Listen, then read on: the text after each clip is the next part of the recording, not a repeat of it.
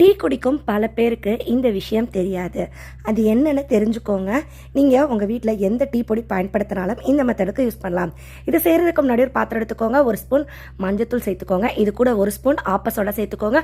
ஒரு 2 ஸ்பூன் அளவுக்கு டீ பொடி சேர்த்துக்கோங்க. ஒரு 2 டம்ளர் தண்ணியை இதில் ஊற்றிக்கோங்க. இந்த கலவையை நல்லா கலந்து எடுத்துக்கோங்க. இப்போ இந்த பாத்திரத்தை அடுப்பில் வச்சு சூடு பண்ணுங்க.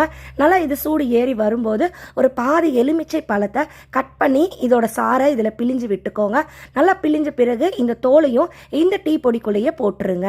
இப்போ இந்த தண்ணி நல்லா தளன்னு கொதிக்கணும். நல்லா கொதிச்ச பிறகு அடுப்பை லோ ஃப்ளேமில் வச்சுட்டு 2 நிமிஷம் கொதிக்க விட்டுட்டு அடுப்பை ஆஃப் பண்ணிவிடுங்க. ஆஃப் பண்ண பிறகு தண்ணியோட கலர் இது போல் நல்லா கருப்பாக அந்த டிகாஷன் எல்லாம் சேர்ந்து இது போல் இருக்கும்.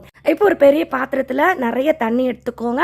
அந்த தண்ணியில் நம்ம எடுத்து வச்சிருக்கிற டிகாஷன்லாம் கலந்துக்கோங்க. பித்தளை விளக்கு கலர் மங்கி போயிருந்தாலோ எண்ணெய் படிஞ்சு பாசி படிஞ்சு பார்க்க பழசாக இருந்தாலும் இந்த லிக்விடில் ஒரு 5 நிமிஷம் ஊற வச்சுக்கோங்க. நல்லா ஊறின பிறகு சோப் லிக்விட் யூஸ் பண்ணி தேய்ச்சி எடுத்தீங்கன்னா பித்தளை விளக்கு பித்தளை பொருட்கள் எல்லாமே தங்கம் போல ஜொலிக்கும். டீ தூள் மஞ்சத்தூள் சேர்த்துருக்கிறதுனால பழைய பித்தளை பொருட்களுக்கு பாலிஷ் போட்ட மாதிரி ஒரு பளபளப்பையும் தரும். பீதாம்பரி சபீனா மட்டும் இல்லைங்க, டீ பொடி யூஸ் பண்ணி கூட நம்ம பித்தளை விளக்க பளபளன்னு க்ளீன் பண்ணலாம். அதுவும் கையே வலிக்காம 5 நிமிஷத்தில் க்ளீன் பண்ண இந்த ட்ரை பண்ணி பாருங்க. வீடியோ பிடிச்சா லைக் பண்ணுங்க, நிறைய பேர் கூட ஷேர் பண்ணுங்க.